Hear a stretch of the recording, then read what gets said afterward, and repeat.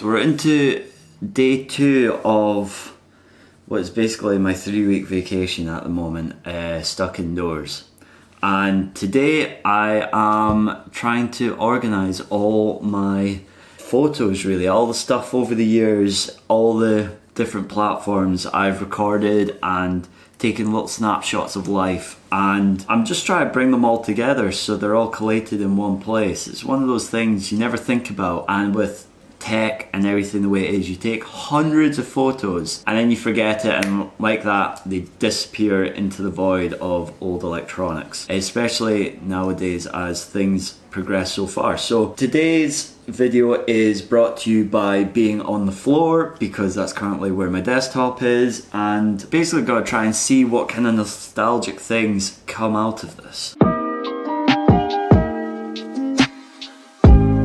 So if you look over here, this is my old desktop system.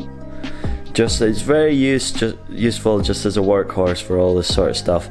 And down here is just a variety of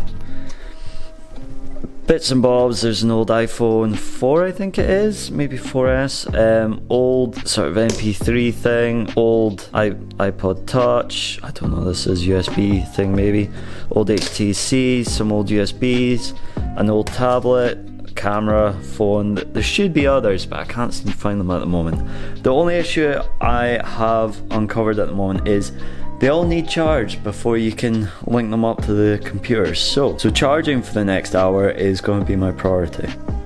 Great. Normality from working at home, which is going for that run at lunchtime. Oh, look at that sky again. I mean, I know it's restricting how many times you get outside a day, but it just makes you really appreciate it. Look at this, it's lovely. If it was any other year, I just wouldn't care. I'd like, oh, it's hot, sweet. And now I can take time to really embrace and enjoy what I'm looking at and really be in the moment with what's going on, which has its own advantages. Right, so we're back into it, and the first device I found that's charged is this MP3 player I've got on charge here. I think it's a Samsung YPP2. Now this I had probably just before the iPod Touch came out and became a thing. I think it was around about just before the Nano, I want to say. I didn't have good experiences with the original Nano because I'd originally bought one in America and it wouldn't work for the life of me. So Apple sent me a second one. That wouldn't work either. So I think I sold both on eBay because they didn't ask for the first one back. But either way, it wasn't a good experience, and I think I bought this afterwards or just before, I can't quite remember. And this was a beaut. I love this. This was like the first time just as touchscreen technology was coming out, and I must have been about 15 at the time, and I loved this thing. It was back when the MP3 market was still a wild west of tech, and it was just a lot of fun. All the weird devices that would come out at the time, it was just a kind of a free-for-all. Whatever they could chuck together into a device, they did. So if we go through all the pictures that are currently on here, there's lots of generic stuff and stuff up here. There's a drawing here, I did it myself. Look at that guy. Look at him. At this point I had like a bright green stripe in my hair. For some reason I drew myself, don't know why. Going back over here, look at this guy. Look how young he looks. So cheesy, so cheerful, a little bit of green stripe, so young, doesn't realise how much the life can potentially suck yet. Look at him, just free living life. Alright, so next up we've got, I want to say this is the HTC 2. Look at that, it's got massive big dirty cracks down it. Now there's a load of notifications at the top. I think some of them are like old messages and stuff I got, but the problem I did here was I cracked the phone. But I've not just cracked it, if you can hopefully see that, I've cracked it right from the top, right down to the base. And I think what that's done is that's completely severed the connection for the capacitors in the screen. So that means that none of the screen works at all. I think in this one, they're all powered in series,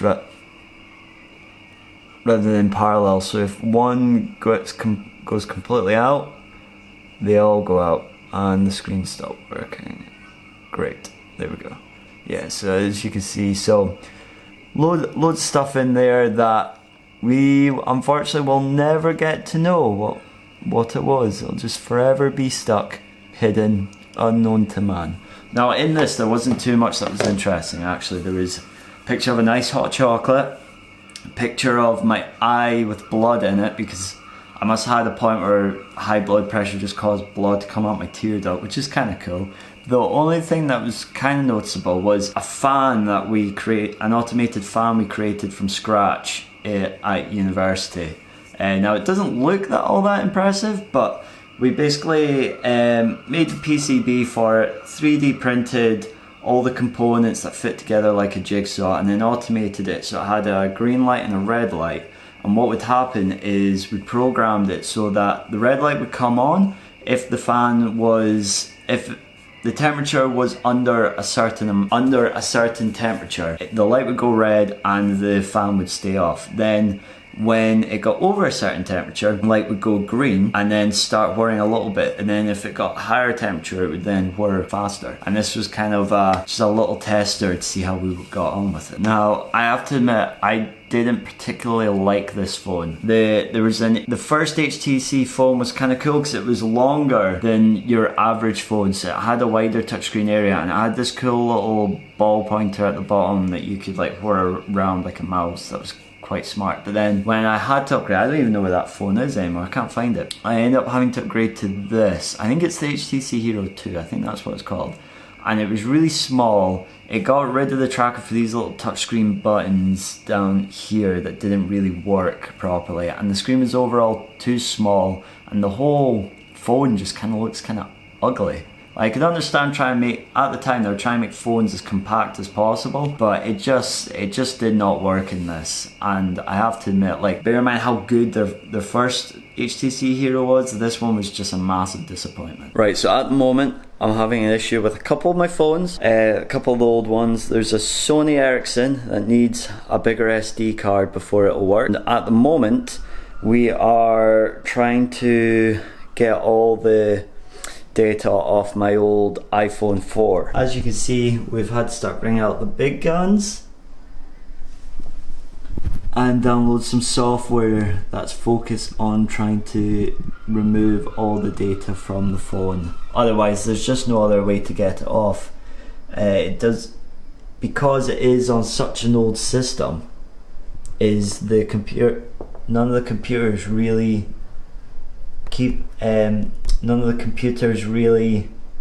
know what they're connected to anymore. But look at that, it's the old Instagram button. Look how cool that is. I don't know why they ever changed it. The old button looks so much better. But yeah, so we'll see how we get on with that, give it a little bit more time. And there's already an error. Great. Right, so unfortunately we're now at a bit of a loss with the iPhone and the Sony Ericsson. None of them can't seem to get this one without a SIM card, and without updating the software on this, can't seem to import the photos on, except by backup, but then I can't view the backup photos for some reason. I'm not sure why. If you know why, please let me know. I'd quite like to get these extracted, but this iPhone I had for ages, and basically has all the photos from me kind of last year of my undergrad at uni and then through my time as a postgrad. So there's a lot of stuff, primarily all early memes when memes first became a thing. That was all on this little device, and there's just hundreds and hundreds of photos of that, and I thought it'd be quite fun to get it off and just look at what it looked like back in, it must have been like 2013, something like that. So that would have been good. And then this phone I had towards the end of my time at secondary school, so probably 2000, some point between 2008 and 2010, and I love this phone. I mean, I do kind of miss the whole push-up thing. At the time it was revolutionary because it meant the phone could be twice as big and you just hide all the stuff underneath, so it meant getting bigger screens at the time. And then this one was like edgy, it had bits of yellow, this kind of shiny bit. Sony Ericssons were also good for music at the time. So yeah, absolutely love this phone. I would have loved to have seen it again. Look, it's even got edgy, shiny yellow bits just at the camera. Yeah, this is a good phone. Had a lot of fun with this one. So that's it. That's all the devices. That's all the old stuff. I thought there'd be more on them. Unfortunately, there's not. I must have them all over in the past at some point when I got bored previously.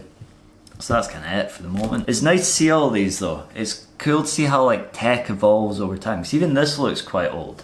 And then compared to this. So at the moment, I'm just using a Samsung Galaxy, I think it's an S8, I want to say. And now if you compare that to that, it's just crazy the difference. Like we thought this was like brand new tech. And that was only maybe 10 years ago. And if you look at the total difference, and then same like this from 3 years ago, maybe 6. If you look at the difference between those two, it's crazy how tech comes on. And then obviously you've got, this was an iPod Touch, I think version 2, I want to say. It was a little flatter. I think the earlier one had curves and bumps at the side. Now if you compare that to that, and this did everything that this did, had the exact same memory and could do everything else on the side. This didn't have a camera. Obviously it could play games and stuff. It still got music on it. I opened that up and there was a lot of kind of 2000, anywhere between 2006 to 2010 music. I think I'm going to take that on my next run because the battery still works. I might listen to that, get some nostalgic feels out of it, maybe see what I can get out of it. It's probably lots of really lame stuff because at the time I was a teenager, so we'll need to see.